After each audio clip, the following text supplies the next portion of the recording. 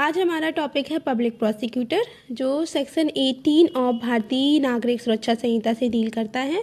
और इस टॉपिक को समझने के लिए आपको कुछ कीवर्ड समझने पड़ेंगे, जैसे कि public prosecutor, additional public prosecutor, assistant public prosecutor, special public prosecutor.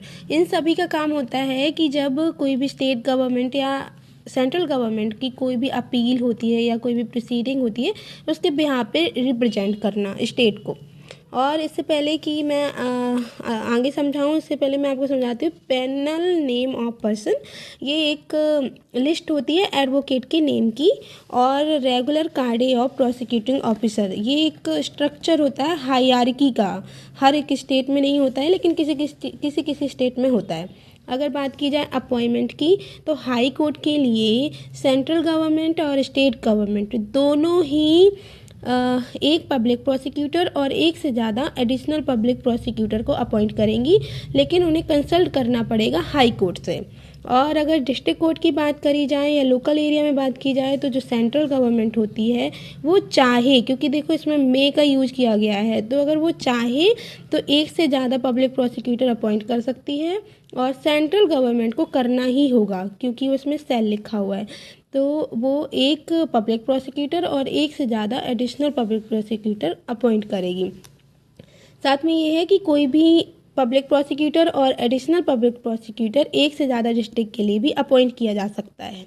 अब यहाँ पे सेंट्रल गवर्नमेंट का काम ख़त्म हो गया। सेंट्रल गवर्नमेंट अपनी मर्जी से जो उसको सही लगेगा उस पर्सन को अपॉइंट करेगी, लेकिन स्टेट गवर्नमेंट के लिए कुछ नियम हैं। स्टेट गवर्नमेंट का पहले तो ये है कि जो मैंने आपको पहले बताया था पैनल नेम ऑफ पर्सन, इसमें जो लिस्ट बनाई जाएगी, प्रिपेयर की जाएगी बाय द डिस्ट्रिक्ट मजिस्ट्रेट, जो कि कंसल्ट करेंगे सेशन जज से, तो उससे अपॉइंट करेगी। या फिर जब उस स्टेट में रेगुलर कार्डे ऑफ प्रोसिक्यूटिंग ऑफिसर, मतलब कि अगर कोई भी ऐसा स्ट्रक्चर चला आ रहा होगा प्रमोशन के लिए एडवोकेट के या उनको ईपीपी बनाने के लिए, तो उससे वो अपॉइंट करेगी। और अगर उसको लगता है कि ये उसमें कोई भी सूटेबल पर्सन नहीं है, तो फिर वो पैनल नेम से भी चूज़ कर सकती है।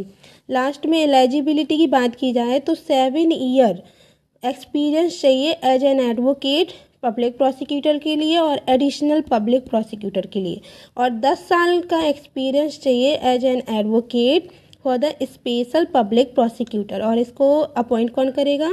सेंट्रल गवर्नमेंट और स्टेट गवर्नमेंट। और बाद में बताया गया है कि कोर्ट परमिट कर सकती है विक्टिम को अपना खुद का एडवोकेट चूज़ करने के लिए। एक मैं लास्ट पॉइंट बताना चाहती हूँ कि पॉस्को में भी एक दिया गया है स्पेशल पब्लिक प्रोसिक्यूटर अपॉइंट करने के लिए, लेकिन वहाँ पे 7 साल एक्सपीरियंस मांगा गया है। तो हम उसमें BNSS को प्रिवेल नहीं करेंगे, वहाँ पे पॉस्को ही प्रिवेल करेगा, और वहाँ 7 ईयर ही रहेगा क्योंकि वो स्पेशल लॉ है। तो ये पूरा सेक्शन 18 ऑफ BNSS है, पब्लिक प्रोसिक्यूटर का कॉन्सेप्ट। Thank you.